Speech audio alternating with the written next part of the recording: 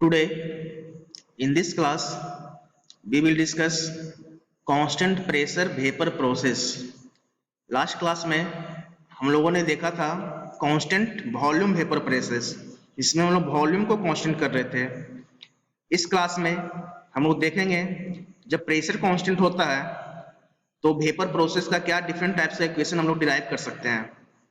तो यहाँ पे फिर उसी तरह से जब वॉल्यूम प्रेशर में था सेम कंडीशन यहाँ पे लिया है। इनिशियल कंडीशन वेट है और फाइनल कंडीशन, इनिशियल कंडीशन क्या है, वेट है और फाइनल कंडीशन क्या है, सुपर हीटेड है। तो यहाँ पे क्लोज्ड वेसल लिया है, this is called closed rigid vessel. इस वेसल में क्या है, स्टार्टिंग में वाटर है, यहाँ पे क्या कर रहे हैं हम, हीट को इनपुट दे रहे हैं, हीट इनपुट। जब हीट हम यहाँ पे सप्लाई करेंगे तो क्या होगा, वाटर स्टीम में चेंज होगा। तो इनिशियल कंडीशन में क्या है, वेट है, फाइनल कंडीशन में क्या है, सुपर हीटेड है, सुपर हीटेड स्टीम है। इनिशियल कंडीशन में क्या है, वेट स्टीम है। तो यहाँ पे हम देखते हैं कि पीवी मतलब प्रेशर वॉल्यूम डायग्राम किस तरह से बनता है। यहाँ पे क्या है, दिस इज द वाटर ड्रोम, ठीक है। यहाँ पे क्या होगा, जब प्रेशर कांस्टेंट है तो प्रेशर कांस्टेंट रहेगा तो कुछ लाइन हम लोग का इस तरह से बन जाएगा, तो सीधा constant pressure line.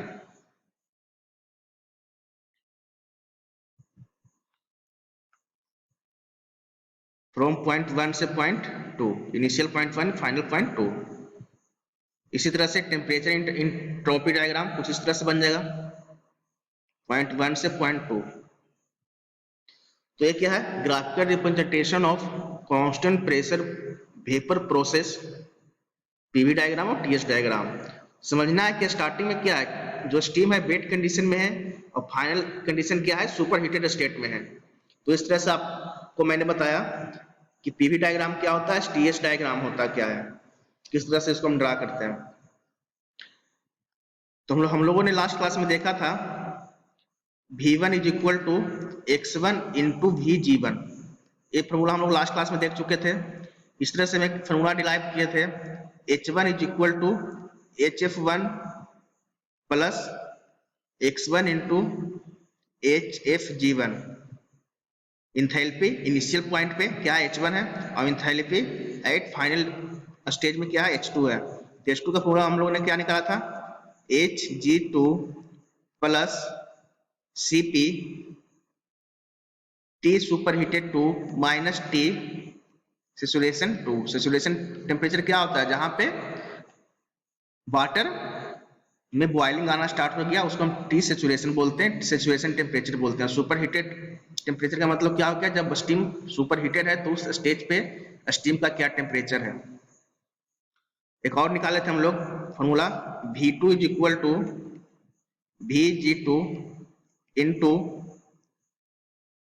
T super heated 8.2 T saturation 8.2। तो चार फॉर्मूला हम लोग लास्ट क्लास में डिराइव किए थे। This is the initial formula. ये हमेशा किसी भी प्रोसेस में हम लोग यूज करेंगे तो इस चारों फॉर्मूला का हम लोग को यूज आएगा। कब यूज करेंगे ये समझना है, जहां पे सफिक्स 1 लगा हुआ है वो वेट कंडीशन में है, जहां पे सफिक्स 2 लगा हुआ वह सुपर हीटेड कंडीशन में है। तो आपको जब न्यूमेरिकल मिलेगा तो उस स्टेटमेंट को आपको समझना होगा कि न्यूमेरिकल में वेट कंडीशन कहाँ पे दिया हुआ है और सुपर हीटेड कंडीशन कहाँ पे दिया हुआ है। उस कंडीशन में हम लोग डिफरेंट टाइप्स का फॉर्मूला को यूज करेंगे। हम लोग इसमें देखते हैं कि बर्गडन का फॉर्मूला क्या होगा। तो बर्गडन क्या था, बर्गडन कब, in the case of constant pressure vapour process. तो बर्गडन क्या होता है, from initial point two final point integration of P into dV, ठीक है। यहाँ पे क्या हो जाएगा, P into V2 minus V1। तो this is the formula of work done. अब हम लोग निकालते हैं चेंज इन इंटरनल एनर्जी।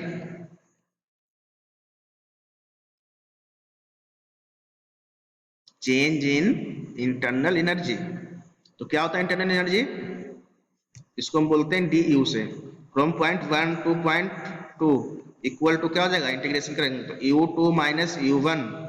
अब इंटरनल एनर्जी होता क्या है बताइए, इंथैल्पी के फॉर्मूला से हम लोग डिराइव करते हैं इंटरनल एनर्जी। इंथैल्पी का फॉर्मूला में क्या था, इंथैल्पी क्या होता है, H बराबर U plus P V। This is the general formula of enthalpy. Enthalpy is a heat content. Basically enthalpy क्या होता है, हीट कंटेंट होता है। और enthalpy is the sum of internal energy plus product of pressure into volume. This is called enthalpy. तो यहां से mu का फॉर्मूला निकाल सकते हैं। यू बराबर क्या हो जाएगा बताइए, यू बराबर H माइनस पी बी। ये फॉर्मूला किसका आ गया, इंटरनल एनर्जी का। हमारे पास दो कंडीशन है, वेट कंडीशन है और सुपर हीटेड कंडीशन है। तो सफिक्स 1 के लिए वेट लगाते थे और सफिक्स 2 के लिए सुपर हीटेड के लिए यूज करते थे। तो यहाँ पे क्या हो जाएगा, डी यू बराबर U2 माइनस U1 बराबर H2 माइनस एक minute,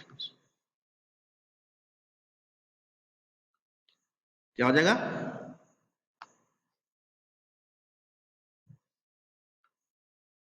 H2 minus P2 into V2 minus क्या होगा, H1 minus P1 into V1। क्या क्या, चेंज इन इंटरनल एनर्जी। अब देखिए इसको हम रीअरेंज करते हैं तो यहाँ पे हम लिख सकते हैं H2 माइनस क्या होगा H1, ठीक है। और यहाँ पे क्या लिख सकते हैं हम, P2 V2 minus P1 V1, ठीक है। अब यहां से हम क्या लिख सकते हैं बताइए, H2 माइनस H1, ठीक है, माइनस। अब देखिए हम क्या स्टडी कर रहे हैं, कांस्टेंट प्रेशर। कांस्टेंट प्रेशर क्या हो गया, तो यहाँ पे क्या हो जाएगा, P2 is equal to P1 is equal to P हो जाएगा। कब होगा, जब प्रेशर कांस्टेंट है। तो यहाँ से हम लिख सकते हैं P कॉमन ले लेते हैं, क्योंकि P2 और P1 का वैल्यू क्या है, बराबर है। तो यहाँ पे हम लिख सकते हैं P कॉमन लेके V2 माइनस V1। ये चीज को आपको समझना पड़ेगा कि यहाँ पे P कहाँ से आ गया। P इसलिए आया कि प्रेशर यहाँ पे कांस्टेंट है। इट मींस P2 और P1 का वैल्यू क्या है, बराबर है P के बराबर। तो P वहां पे कांस्टेंट लिया और V2 माइनस V1 आपको वहां पे रेस्ट बच गया। तो ये फॉर्मूला किसका आ गया, change in internal energy. Next हम लोग निकालते हैं हीट सप्लाइड का फॉर्मूला। तो from first law of thermodynamics क्या होता है, dq बराबर du प्लस dw। dq क्या है, change in heat supplied. du क्या है, change in internal energy. dw क्या है, वर्क डन। तो dq का वैल्यू हम लोग को निकालना है। तो du का वैल्यू कितना आया था बताइए, लास्ट स्लाइड में हम लोग को आया था H1 H2 minus H1 minus P into V2 minus V1। एक फॉर्मूला किसका आ गया आपका, du का आ गया, प्लस वर्क डन का फॉर्मूला क्या आया था, V into P2 minus P1। ये फॉर्मूला किसका आ गया, वर्क डन का। तो यहां से देखिए कुछ कैंसिल आउट हो रहा है, इस टर्म को इस टर्म को हम लोग कैंसिल आउट कर सकते हैं। यहाँ पे क्या बचा, H2 माइनस H1। ये किसका आ गया, हीट सप्लाइड का। तो हीट सप्लाइड किसके बराबर आ गया, यहाँ पे हम लिख सकते हैं जो हीट सप्लाइड है किसके बराबर आ गया, चेंज इन इंथैल्पी के बराबर आ गया, ठीक है। तो यहाँ पे क्या आ गया, एट कांस्टेंट प्रेशर जो हीट ट्रांसफर है इक्वल हो जाता है चेंज इन इंटरनल एनर्जी के बराबर। कब, कंडीशन कांस्टेंट प्रेशर पे। तो हम लोग को ये चीज ध्यान रखना है कि डिफरेंट टाइप्स का अगर हम प्रेशर कांस्टेंट रखें तो हमारा डिफरेंट टाइप्स का जो वैल्यू आया उसका वैल्यू क्या है, फॉर्मूला क्या बना है, न्यूमेरिकल में इसे हम आसानी से यूज करके सोल्व कर सकते हैं। नेक्स्ट क्लास में हम लोग देखेंगे कांस्टेंट इंथैल्पी वेपर प्रोसेस।